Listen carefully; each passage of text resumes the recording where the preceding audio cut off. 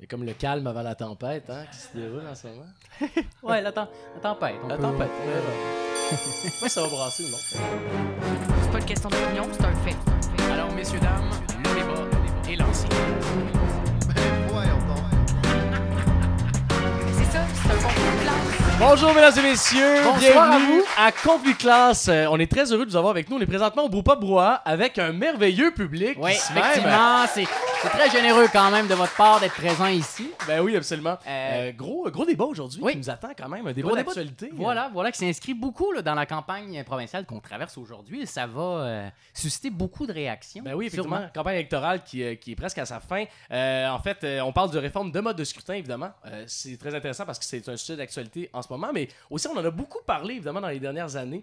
C'est quand même un sujet qui a été Oui. beaucoup Oui. amené par les politiciens et par le public en général. On va en parler, en fait, bien humblement devant vous. Rapidement, le concept de conflit de classe, on commence avec une première étape où on vous vulgarise la patente. Donc, vulgariser le concept de réforme de mode de scrutin dans ce cas-ci. Ouais, le remettre en contexte aussi de façon générale. Oui, effectivement. Situer dans le temps. S'assurer de bien le définir parce que trop souvent en politique, en fait, on finit par être un peu cynique face à la politique moderne, face au apport de confiance envers les politiciens et politiciennes. À manquer de prise Ouais, aussi. puis je trouve que l'idée de vulgariser est quand même une bonne idée là, pour reprendre contact avec les idées. Parce que c'est peut-être ça, au bout du compte, qui reste là, du politique, c'est les idées, c'est de prendre une possession là, de ces idées-là. En deuxième partie, on aura un débat qui va opposer deux débattants, débattantes en formule pour ou contre. Tout à fait, qui vont intervenir justement pour que ces idées-là émergent là, d'un enjeu, là, pour qu'on puisse, après ce duel-là à venir, qu'on puisse prendre un pas de recul sur l'enjeu en question, puis réfléchir à ce que ça donne, à ce qu'on pourrait en faire. Ouais. C'est un peu l'idée de ce balado-là, c'est pour ça qu'on l'a parti. Là. Sans plus tarder, on part officiellement avec cette réforme du mode de scrutin. Donc, on va bien le définir. Premièrement, pourquoi c'est important en ce moment? Il y a deux cas de figure que j'aimerais qu'on amène. Effectivement, les élections actuelles, mais il y a également l'idée, il y a 2-3 ans, le cas du Parti libéral du Canada. On se rappelle, en fait, là, que c'était une des promesses phares du Parti libéral du Canada dans leurs élections. On avait l'idée du cannabis qui avait été amenée, qui a été réalisée. La deuxième était vraiment donc cette idée de changer le mode de scrutin. En 2015, il y avait également sur leur site « Nous sommes déterminés à faire en sorte que l'élection 2015 soit la dernière élection fédérale organisée selon un scrutin uninominal à un tour. » C'était une promesse assez claire quand même. Je Ça pense avait qu'il n'y été a pas de doute ici. c'était Là, assumé. Là. c'était présent directement. Ce n'est plus présent sur leur site internet, rassurez-vous, messieurs, dames. Le parti a fini par annoncer en 2017 qu'il n'avait pas réussi à avoir un consensus de la population pour pouvoir mener à terme cette idée-là. Il en était venu à cette conclusion-là suite à un sondage qui avait été critiqué par ailleurs là, dans la manière avec laquelle ça avait été fait. Là, des défauts de méthodologie peut-être. Enfin, c'est parce qu'on on estimait que ça n'avait pas fait consensus au sein de la population canadienne qu'on avait reculé. C'était le prétexte. Oui, puis ça a été un peu bâclé. Il y a beaucoup d'électeurs électrices qui trouvaient qu'il y avait un peu un cynisme là, qui était dégagé de ça, un manque de confiance envers les politiciens et politiciennes. Puis eux-mêmes là, ont même avoué par la suite là, que c'était pas nécessairement la meilleure gestion de crise qui avait été faite. Il y a un deuxième cas de figure qui est très intéressant, c'est le cas du Québec. Dernièrement, donc le 9 mai dernier, les trois partis d'opposition, donc la CAQ, le PQ et le Québec solidaire, ont signé conjointement avec le mouvement Démocratie Nouvelle une entente comme quoi, si un des partis arrivait au pouvoir, il proposerait officiellement une réforme du mode de scrutin pour un proportionnel mixte. Ce qui est quand même intéressant parce que c'est une des seules fois dans l'histoire, je crois, qu'on a eu assisté à un contrat de ce type-là, finalement, une entente signée. Exact. Puis il y a quelque chose de plus officiel dans cette signature-là, parce qu'advenant qu'un des partis prenne le pouvoir, ce serait plus gênant quand même de revenir avec le papier advenant qui choisissent pas là, ou de reculer là, sur cette idée-là. Ça se serait déjà fait en même temps, c'est pas non plus un projet de loi qui a été officiellement signé, mais bon, c'est sûr que ça risque d'être quelque chose dont on va parler assurément là, dans les prochains mois, prochaines semaines. Avant de continuer vers le débat en lui-même, je pense que c'est important d'éclairer un petit peu qu'est-ce qu'on veut dire par réforme du mode de scrutin. On va commencer par le mot scrutin. Quand on parle de scrutin, c'est vraiment tout simplement le fait qu'un citoyen va voter. Alors vraiment aller voter sur une liste électorale pour un candidat, une candidate de son choix. Puis finalement, ce candidat-là va être soumis finalement, à l'élection. Le mode de scrutin, finalement, c'est la manière de gérer ce scrutin-là, la manière de gérer le vote. Et là, c'est sûr que dans l'histoire de la démocratie, on en a eu une chipée là, de mode de scrutin. Oui. Fait que là, c'est sûr que c'est un petit peu difficile pour moi là, de résumer la totalité de ça. J'ai décidé de le faire en deux différents groupes que je crois qui représentent assez bien là, les différents modes. On aurait tout d'abord des systèmes majoritaires et des systèmes proportionnels. Je pense que ça peut vraiment bien contenir tout ça. Je vais commencer par majoritaire. Majoritaire, c'est ce que nous-mêmes on a ici au Québec, au Canada, à Montréal. C'est l'idée en fait de voter pour quelqu'un un député ou une députée, en fait, et si elle a la majorité des voix, elle est élue. Donc vraiment majoritaire parce que c'est la majorité, ou du moins en fait c'est l'idée que la personne qui a le plus de votes rentre au pouvoir. Ici au Canada, au Québec, on a un scrutin uninominal à un tour.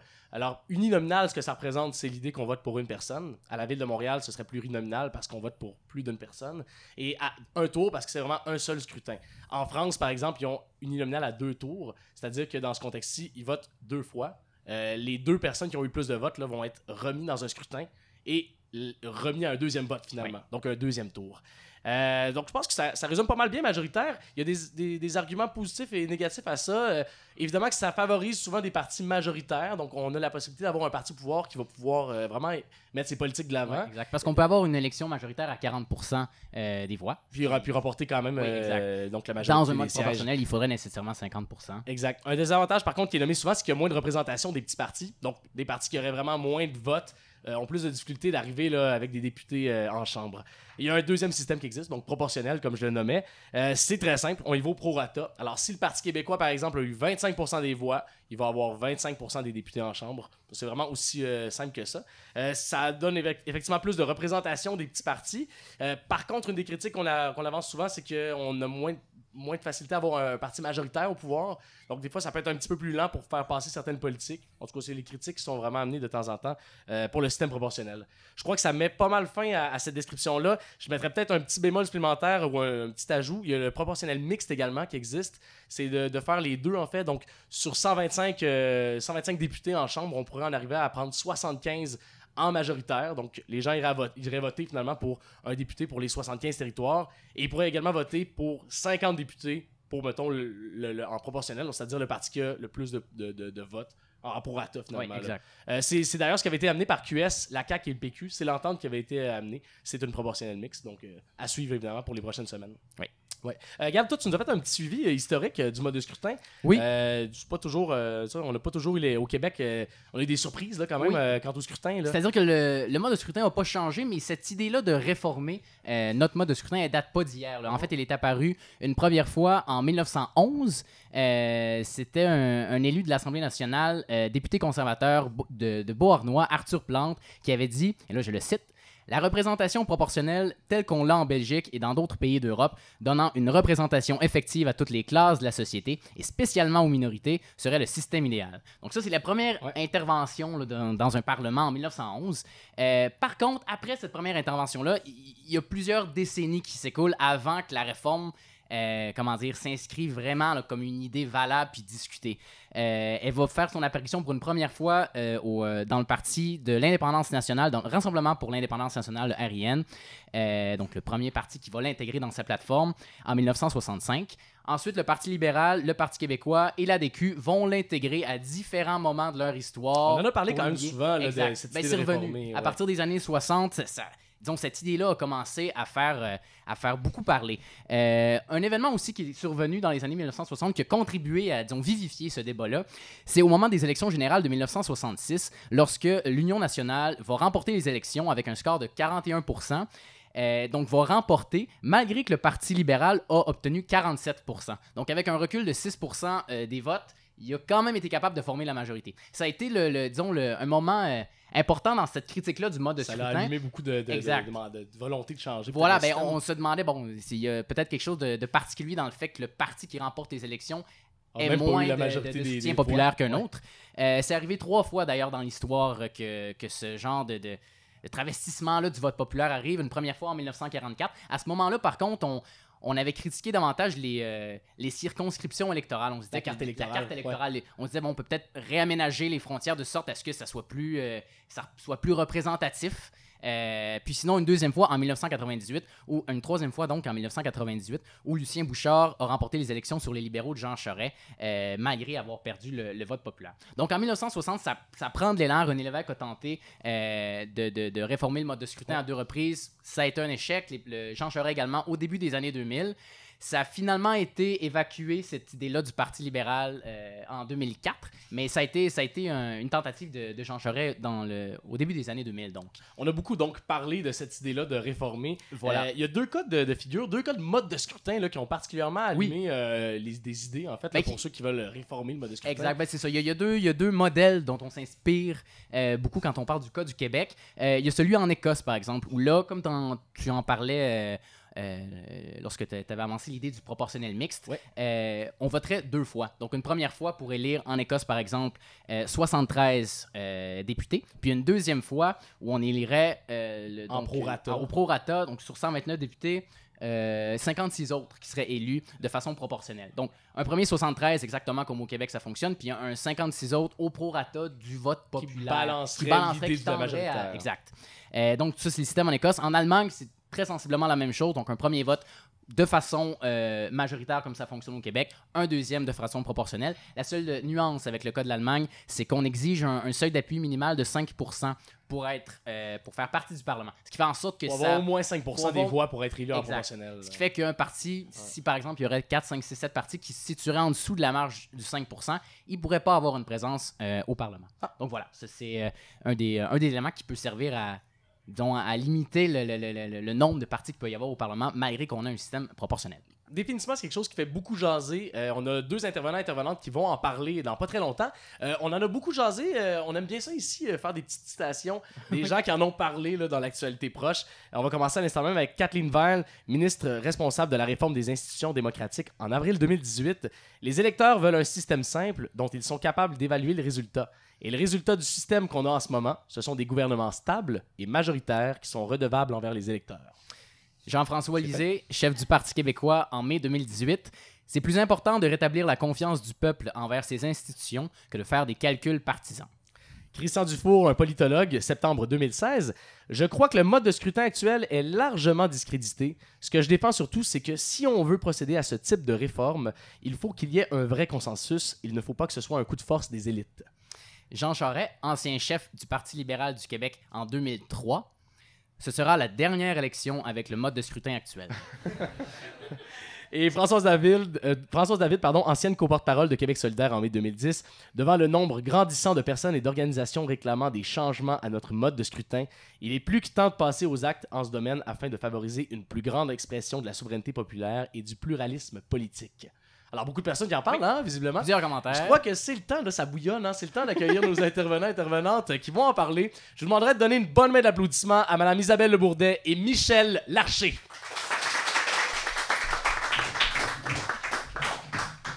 Bonjour à vous, bonjour. Allô? Salut. Ça va bien? Ça va, vous? Ben oui, absolument. On est super content que vous ayez accepté l'invitation. C'est super le fun que vous joigniez à nous. Donc, on a un gros débat quand même qui va être présent ce soir. On va commencer par vous présenter un petit peu. Donc, Isabelle, je commence avec toi.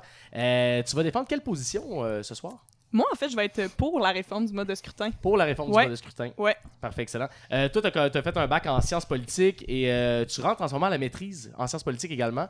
En quoi tu commences pour ton mémoire? Est-ce que tu as des idées un petit peu pour tes sujets? Ouais, ben j'ai la chance d'être encore dans ma scolarité de maîtrise, donc de pouvoir me garder encore un peu de lousse quant au sujet précis, mais grosso modo, ça irait autour des liens entre l'école de Francfort puis les concepts psychanalytiques. Donc, en gros, c'est une école post-marxiste allemande. Qu'est-ce qu'on entend par ça, une école post-marxiste allemande? Rapidement, là, en quelques mots. Rapidement, c'est un groupe... Pour ou contre, mettons? Ça serait ça aussi une longue réponse, mais en gros, c'est un groupe d'auteurs qu'on désigne, qui est basé en Allemagne, qui s'inspire du marxisme, mais qui le critique quand même assez fortement. Puis la plupart ont exilé aux États-Unis suite à la Deuxième Guerre mondiale. Donc on pense par exemple à des noms assez connus comme Arendt, Marcuse, ou... Voilà, donc c'est des auteurs que je trouve intéressants. Parfait, je vais essayer d'en lire. Très cool. Tu as également été impliqué beaucoup dans les assos étudiantes. Tu m'as nommé l'AMSP, la FESPED. En quoi est-ce que ça a stimulé ton intérêt pour la politique ou en quoi est-ce que ça t'a fait faire de la politique autrement, cette implication-là? Ben pour moi, en fait, c'est ça, faire de la politique. Là. C'est ça. Être un être humain politique, c'est s'assembler avec des gens, créer une communauté, puis se mobiliser pour faire passer des idées, se mobiliser pour défendre des groupes, pour s'opposer, par exemple, à l'austérité. Donc pour moi, c'est excessivement politique. Ça a probablement été les événements les plus politiques de toute ma vie, en fait. Ah, c'est super. Effectivement, j'avoue que c'est un lieu qui est quand même assez fertile pour ce genre de choses-là. C'est très intéressant. Mais également, tu as fait partie du Parlement étudiant. La semaine passée, on a parlé de Parlement étudiant avec un invité qui était présent. Tu as également fait un Parlement francophone des jeunes à Berne. Est-ce que tu pourrais m'expliquer c'est quoi la différence en fait avec le Parlement étudiant qu'on connaîtrait ici même au Québec? Oui, ben dans le fond, le Parlement étudiant du Québec, c'est une simulation parlementaire vraiment classique. On joue aux députés québécois pendant quelques jours. La simulation, le Parlement francophone des jeunes, en fait, c'est des jeunes de partout dans la francophonie qui se rencontrent puis qui vont faire des résolutions un peu comme l'Organisation internationale de la francophonie. Okay. Donc, c'est vraiment un autre niveau, c'est vraiment plus une simulation d'un organisme qu'une simulation d'un parlement. OK. Ah, ça doit être assez riche également. C'était 2 ans que je voyais là, quand même que tu as été présent. Ça s'échelonne sur combien de temps? C'est, dans le fond, vous regroupez pour cette simulation-là pendant combien de temps? Ça dure 6 C'est semaines? un peu moins qu'une semaine. Un peu moins Moi, qu'une après, j'ai été élu pour représenter finalement cette organisation-là pendant 2 ans. Donc, Ok. c'est pour ça que mon mandat s'est échelonné plus longtemps, en fait. OK. Génial. On te souhaite bonne chance pour le débat. Merci. On va passer à l'autre candidat qui a une autre position, encore une fois, ici, on l'espère. Contre, ce sera Michel Larcher, donc contre la réforme du mode de scrutin. Exactement. Je suis totalement contre une réforme. Voilà, t'es à la bonne C'est tout place. simple. t'es à la T'as une bonne place pour les partis. Comme mon mode de scrutin, ma position est claire. Donc, Ça commence avec des dents.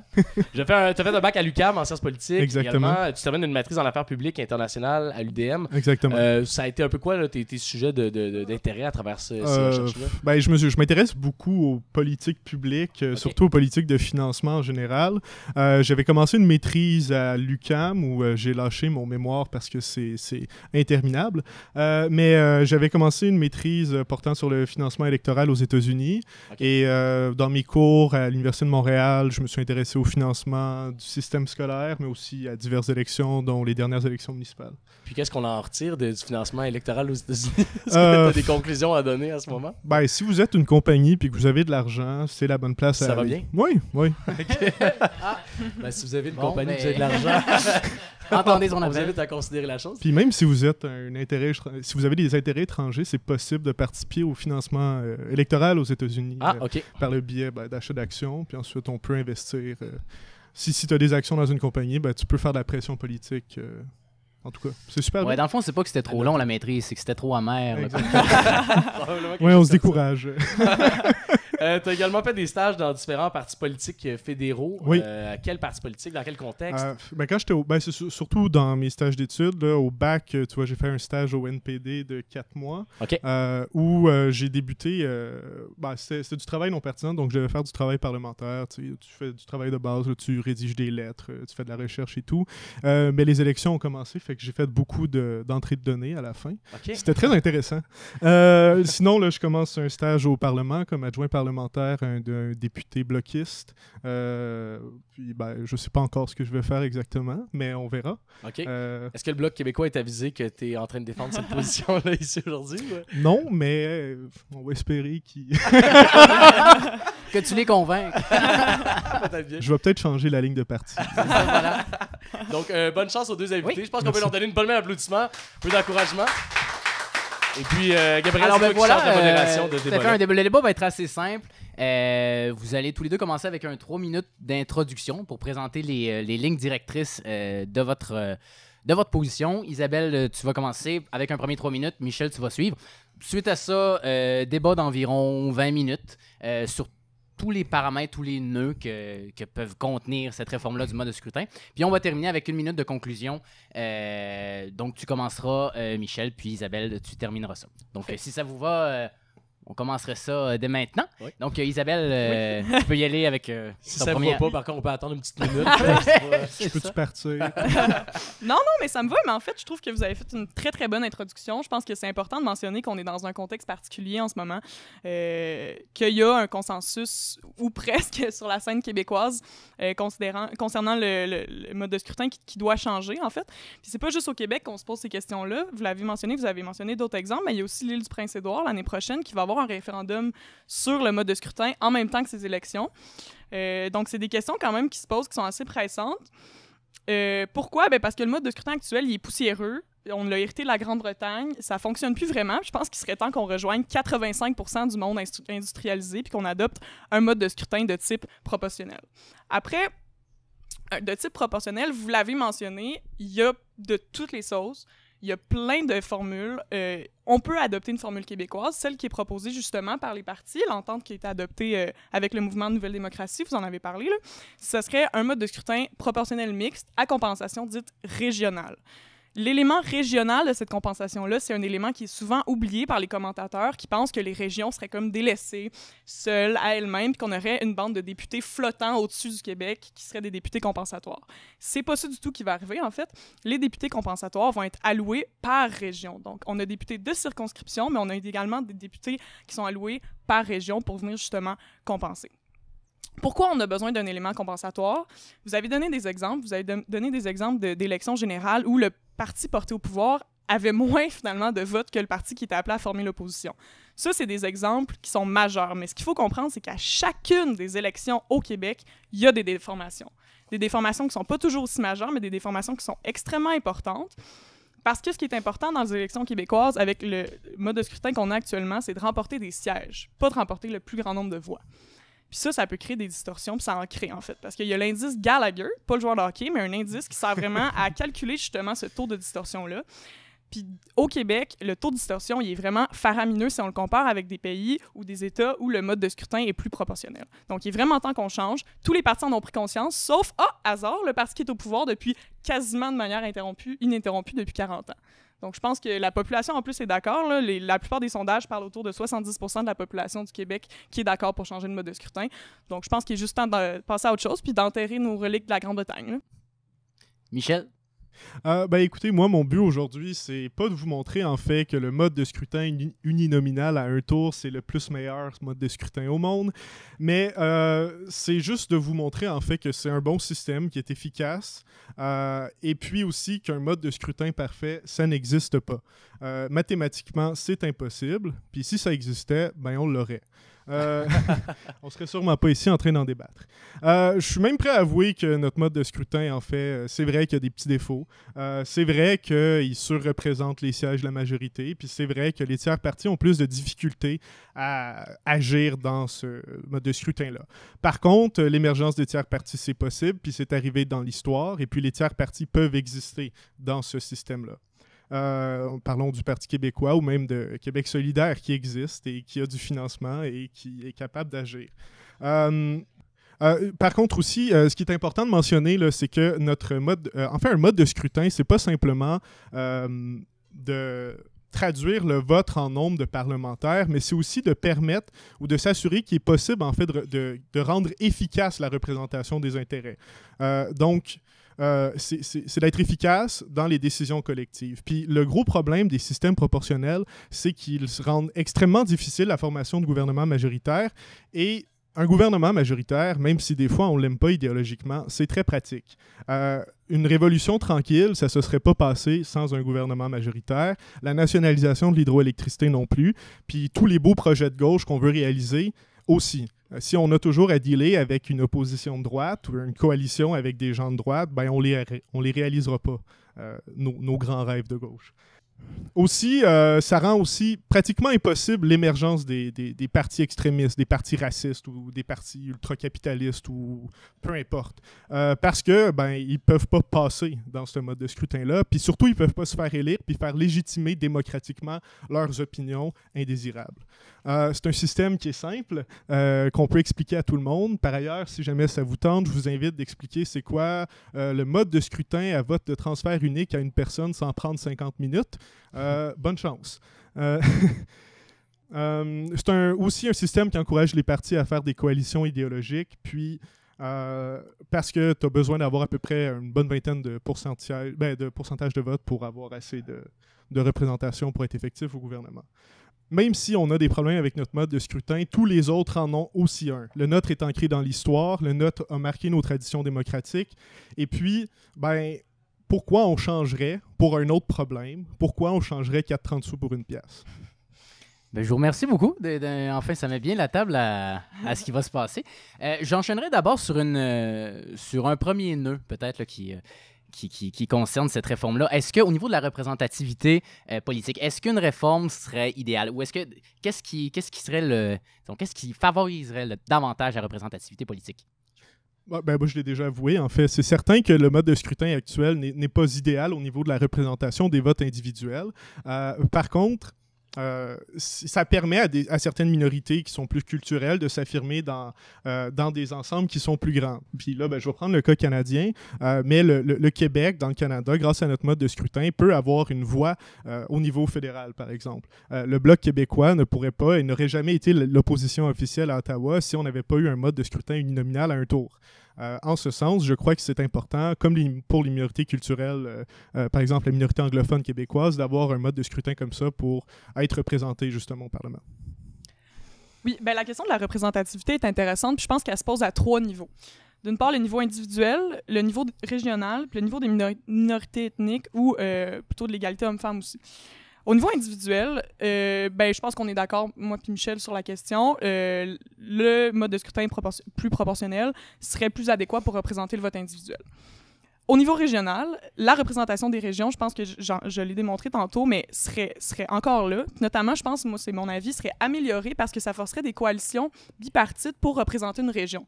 Je vous explique. Si on a un député régional qui a été élu par mode compensatoire, puis un député régional qui est de circonscription, mais qui ne sont pas dans le même parti, mais que la région, elle a un enjeu précis, qu'elle exige que les gens se mobilisent autour, là, on a 2 députés de 2 différents partis qui vont être là pour défendre cet enjeu-là pour leur région. Puis au niveau des minorités ethniques ou de la présence des femmes à l'Assemblée nationale, un mode de scrutin proportionnel mixte améliorerait grandement les conditions parce que les partis doivent présenter des listes de candidats, de candidates dans un mode de scrutin de type proportionnel. Puis les autres pays l'ont démontré, quand il y a des modes de scrutin à liste, c'est beaucoup plus facile d'imposer des quotas, d'imposer une alternance homme-femme, d'imposer la présence de personnes racisées sur le biais électoral. Donc, la présence de représentativité des minorités serait vraiment grandement améliorée si on changeait de mode de scrutin. Après, il y a beaucoup d'arguments que Michel a avancés sur lesquels j'aimerais rebondir.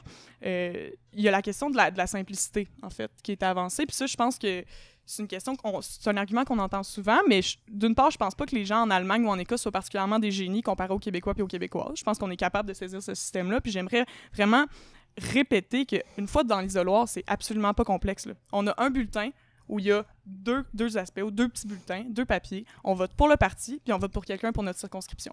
Donc, c'est absolument pas complexe. Puis je pense que les Québécois et les Québécoises sont capables de changer. D'ailleurs, vous avez parlé de la Révolution tranquille. Je pense qu'on peut se permettre un changement de mode de scrutin si on s'est permis la Révolution tranquille. D'ailleurs, ça me permet de rebondir là-dessus. De penser qu'on ne pourrait pas se permettre de grands projets de société si on avait des gouvernements de coalition, je pense que c'est sous-estimer l'apport vivifiant que peuvent avoir des petits partis justement pour créer des projets de société. Puis je trouve ça quand même particulier considérant qu'on a le gouvernement libéral de manière quasiment ininterrompue, qu'on s'imagine que c'est ça, avoir des beaux projets de société puis une société vivifiante. Je pense au contraire que d'avoir des gouvernements de coalition, ça nous permettrait de faire beaucoup plus de choses. Mais l'expérience en tant que telle canadienne de gouvernement minoritaire ou de gouvernement de coalition est assez décevante, en fait. Je pense qu'au Québec, on a des moyennes de 1 an et demi ou quelque chose comme ça au niveau des gouvernements minoritaires. C'est pas inscrit dans notre tradition que les partis coopèrent entre eux, puis par ailleurs, ils sont meilleurs pour se lancer des boulets que de se tendre la main, tu sais. Fait que je ne pense pas, du moins, que comme du jour au lendemain, tout changerait, puis on serait la représentativité existerait quand même actuellement dans le système dans lequel on est. Oui, la représentativité existe dans notre système, puis même que en fait les consensus se font même au travers des partis. Donc les débats se font à l'interne et puis ensuite on est capable de créer des consensus d'un côté ou de l'autre au travers d'un débat interne, puis de les sortir au national. Mais la question du pluralisme, après, en souffre quand même énormément parce que même si effectivement on a des débats à l'interne, on reste dans une ligne idéologique qui est très partisane puis qui est quand même assez fermée. Puis le bipartisme le démontre. L'alternance Québec, PQ, PLQ, c'est pas ce qu'il y a de plus vivifiant au niveau des idées politiques puis du pluralisme politique. Après, effectivement, je suis d'accord, ça prend un changement de culture politique, mais les gens en veulent un changement de culture politique. Les gens sont tannés de voir les gouvernements... Parlant des gens, on dit ça, mais si ça fait 40 ans, 50 ans qu'on en parle d'un changement de mode de scrutin, ça s'est jamais fait. Le cynisme envers la politique, c'est pas le mode de scrutin qui le crée, c'est autre chose. C'est la langue de bois des politiciens, c'est des Donald Trump. C'est un ensemble de facteurs qui est pas juste le mode de de scrutin. Puis j'ai l'impression qu'on a tendance à juste le blâmer, lui, le pauvre méchant mode de scrutin uninominal à un tour, alors qu'il y a d'autres problèmes. On pourrait avoir d'autres solutions. Par exemple, des recalls comme aux États-Unis, de voter sur l'avenir politique d'une personne. Est-ce qu'il peut siéger encore? Les référendums d'initiative populaire, par exemple, qui sont des choses, des méthodes, des systèmes qui permettent justement de faire des... Je suis tout à fait d'accord. Je pense qu'il y a 1001 problèmes avec la classe politique puis notre manière de voter en ce moment. Après, je pense que c'est pas parce qu'il y a d'autres problèmes que la réforme du mode de scrutin n'est pas une solution. Pour relancer sur cette question-là, est-ce que justement ce qu'on dit souvent, c'est qu'un changement de mode de scrutin, c'est pour amener une plus grande participation citoyenne parce qu'on aurait l'impression qu'un vote vaudrait plus qu'actuellement, étant donné qu'il y aurait une partie des candidats, une partie des députés serait élue en fonction du pourcentage. Est-ce que ce serait avéré, effectivement? Est-ce que les gens iraient plus voter parce qu'ils savent que leur vote compte un peu plus? Ça augmenterait la participation citoyenne, effectivement. C'est difficile d'être scientifique quand on fait des prédictions de ce genre. Par contre, je me permets de penser que quand on demeure dans un château fort libéral, puis qu'on vote QS, ben on va peut-être pas tout le temps voter aux élections. Parce que si notre vote il va compter plus que pour du financement, ben on va peut-être aller voter. Fait que, effectivement, c'est dur à prévoir. Puis je pense que je suis tout à fait d'accord avec toi. Là. Il y a 1001 autres problèmes concernant la participation politique puis le cynisme au Québec. Par contre, je pense que ça améliorerait probablement la situation si on changeait le mode de scrutin. D'autant plus que la question des châteaux forts, c'est probablement un couple participation assez majeur, là, justement. Ça reste que les châteaux forts permettent à certaines communautés d'avoir une représentation politique. Par exemple, les anglophones, lorsqu'ils se sont sentis attaqués en quelque part par l'éveil de la Révolution tranquille puis l'affirmation du français au Québec, ont créé un parti pour défendre leurs intérêts. Puis, ils ont réussi à faire passer un message. Oui, c'est des châteaux forts, mais ça leur permet une espèce de défense culturelle ou de groupe, en fait, contre une certaine atteinte à leurs droits ou à ce qu'ils perçoivent comme étant dû ou qui doit être respecté dans une démocratie. Donc... Oui, mais en même temps, ça dépend toujours de où est-ce qu'on habite, t'sais. Si on est anglophone, mais qu'on est en Gaspésie, ben notre vote... Puis après, moi, je veux pas statuer sur ce que les anglophones pensent ou non. Là. Je pense pas que c'est la place. Puis de toute façon, je pense que l'objectif de notre mode de scrutin, c'est pas d'être dans l'identitaire. Là. Je pense que c'est de faire en sorte qu'un vote compte. Puis en ce moment, ben c'est pas ça qui se passe. Donc, après, il y a 1001 façons de promouvoir ses intérêts. Puis justement, la présence des petits partis... Puis la vitalité des petits partis, c'est une excellente façon d'avoir un poids puis de promouvoir ses intérêts, surtout quand on a des opinions qui sont marginalisées. Puis je pense, tu as évoqué la question de la gauche puis la droite. Parlons-en. Une option qui est véritablement de gauche, quand on est dans notre système politique actuel, il y a trop... OK, bon, mettons que QS, on dit que c'est véritablement de la gauche. On aura un autre débat là-dessus un autre jour. Mais il y a trop... Émission numéro 7. Oui, mais on a quelques députés qui influencent pas vraiment, finalement, les décisions, parce que le gouvernement les coups des franges, totalement. Ça dépend, parce que plus Québec solidaire monte en vote, plus ça pousse les autres partis à se mettre un peu plus à gauche aussi. Le Parti québécois, justement, a proposé des trucs qui sont plus à gauche sous Jean-François Lisée que sous Pauline Marois, par exemple, comme le retour des garderies, par exemple, subventionnées par l'État à 8 $, je crois qu'il propose, et à partir du 3e enfant, c'est gratuit, l'université gratuite lorsque tu fais un certain montant. Donc, il y a une espèce de modération qui se fait, puis lorsqu'un parti qui vole ou gruge des votes à un parti plus grand, ben le parti plus grand se tasse à gauche. Ça s'équilibre. Ou se tasse à droite, mais oui. Ça, c'est un autre... Ben oui, mais non, en fait, parce que Québec solidaire, oui, monte un peu, mais notre système, en ce moment, fait en sorte qu'il monte pas tant que ça, justement, parce qu'il est bloqué par le fait que c'est plus difficile pour un petit parti d'avoir des sièges. Si on sort de Québec solidaire, c'est arrivé avec le Parti québécois, c'est arrivé avec la coalition Avenir Québec. Mais le Parti québécois a été fondé il y a à peu près 45-50 ans. Je pense qu'on peut en revenir d'appeler le Parti québécois un petit parti en émergence. Là, non, mais ça, je comprends, mais il a émergé quand même. Alors que l'Union nationale, à l'époque, et le Parti libéral se changeaient des sièges depuis 50 ans et plus. Il a émergé pour retomber tout de suite dans le bipartisme, parce que finalement, il n'y avait plus de place pour des petits partis. Le système, c'est comme un écosystème qui revient tout le temps finalement à deux grandes puissances. Puis là, on assiste des fois avec des moments un peu originaux avec l'ADQ ou la CAQ. Mais c'est pas nécessairement une mauvaise chose. Parce qu'il y a une négociation interne qui se fait. Lorsqu'on va dans un congrès politique, il y a des débats qui sont animés, il y a des propositions qui sont audacieuses et les membres entre eux décident si oui ou non on va vers ça. Donc, Tout à fait. Donc, multiplions les opportunités pour ces membres-là d'aller dans des congrès. Multiplions les espaces politiques où il peut y avoir des débats à l'interne. Dernier point sur lequel on pourrait peut-être échanger, est-ce que la manière avec laquelle le pouvoir s'exerce va se transformer advenant une réforme du mode de scrutin, puis est-ce que ce serait pour le mieux? Moi, je suis totalement certain que plus on inclut de la proportionnelle, moins on a des gouvernements qui sont efficaces et qui sont capables de mener des réformes. Lorsqu'on voit des partis, par exemple, la légalisation de la marijuana, qu'on le veuille ou non, c'est un projet qui divise. Mais le gouvernement Trudeau, même s'il a été élu avec moins de 40% des votes, il est quand même capable de faire des projets qui sont ambitieux, qui sont originaux et audacieux. Donc, je pense que notre mode de scrutin a cette faculté-là de permettre des grandes réformes, de permettre des grands projets qu'un scrutin proportionnel ne nous donnerait pas l'opportunité de faire. Parce qu'il faut toujours négocier, il faut toujours... puis ça ralentit le processus aussi de devoir faire des coalitions, de s'arranger avec tout le monde, alors qu'on pourrait juste faire des projets puis les mener à terme.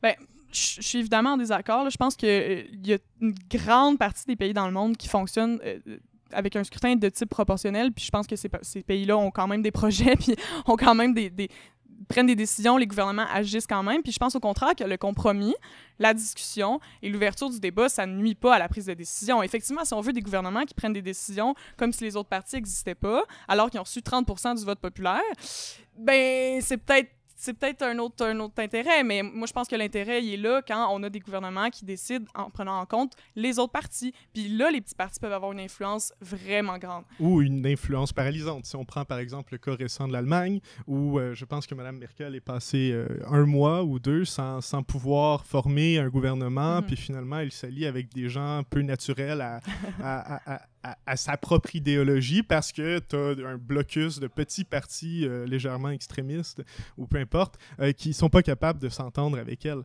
Donc, c'est ce que ça fait, la proportionnelle. Ben, pas tout le temps, parce qu'il y a des modalités. Pardon. Oui, il n'y a pas de problème. Ouais. Je reprendrai la balle au bon. Effectivement, il y a une idée qui est souvent associée de lenteur, en fait, avec l'idée des partis dans des cas de régime minoritaire, là, où on aurait... proportionnel. Oui, effectivement, le vote proportionnel crée ça un peu, cette idée-là, puis ça peut amener vraiment à une paralysie. Comment est-ce qu'on verrait ça dans un système proportionnel? Est-ce qu'il y a moyen de sortir de cette... ce frein-là, des fois.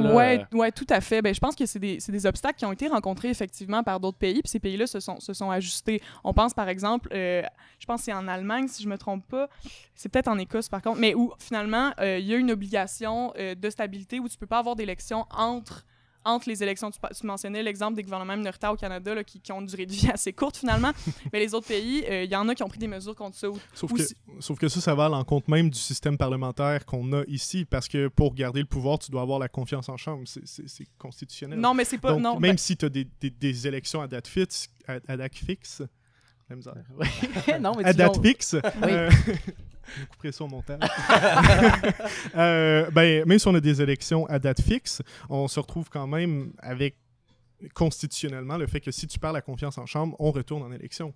Mais pas nécessairement, c'est ça. C'est qu'il y a des mesures qui font en sorte que faut que tu gardes la confiance justement de la majorité des députés qui ont été élus, parce que effectivement il y a une instabilité quand la coalition de base là, qui permet de faire former un gouvernement, lorsqu'il y a des partis qui se désistent de cette coalition-là à la base, on peut retourner en élection effectivement. Puis ça, c'est des obstacles qui ont été rencontrés dans d'autres pays. Par contre, ils se sont ajustés, puis ils ont instauré des mesures où si d'une part, tu peux pas te désister de la coalition initiale, par exemple, ou si tu te désistes, tu dois formuler une question de rechange pour qu'il y ait quand même un gouvernement. Donc, il existe plein de mesures comme ça qui viennent corriger justement les petits défauts du système, parce qu'effectivement, c'est pas un système sans défauts. Je suis d'accord, mais je pense que c'est un système qui a pas mal moins de défauts que celui qu'on a en ce moment.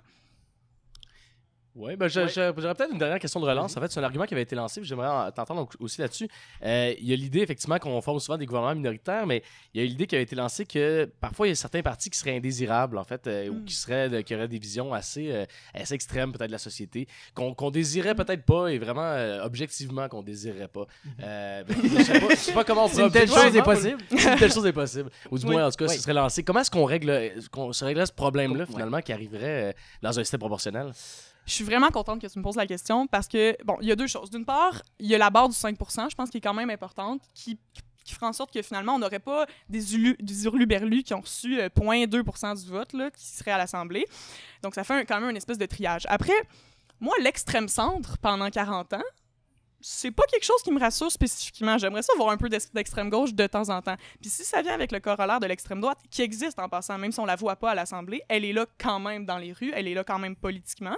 Donc si effectivement ça ouvre la porte aux extrêmes, ben moi je dis l'extrême néolibéralisme de centre, tant mieux s'il s'en va. Sauf que l'extrême de droite qui est légitimé par le processus démocratique, qui peut exercer sa voix dans un cadre institutionnel et parlementaire, moi, je dis non, puis j'aime mieux avoir de l'extrême centre que ça. Ben en ce moment, c'est que l'extrême droite est légitimée par notre système qui fait semblant, d'une part, qu'elle n'existe pas, tout en récupérant de façon pour le rendre légitime son discours. On a juste à penser à la CAQ, on a juste à penser à Jean-François Lisée, qui sont l'espèce de visage un peu plus propre de l'extrême droite qui existe quand même. Donc je pense que l'extrême droite n'a vraiment pas besoin d'avoir un député d'élu à l'Assemblée nationale pour être légitimée. Elle l'est constamment par nos médias, par nos politiciens qui veulent faire des compromis en gagnant des votes sur le dos des femmes voilées. Donc, je pense que vraiment, l'extrême droite est un problème, on est d'accord. Mais c'est pas en ayant un système qui fait qu'on hésite entre le PLQ et le PQ à chaque élection qu'on va régler le problème de l'extrême droite. Si vous avez une dernière note de conclusion, une dernière minute chacun pour clore vos idées, là, tout simplement, Michel, tu peux commencer rapidement. Là.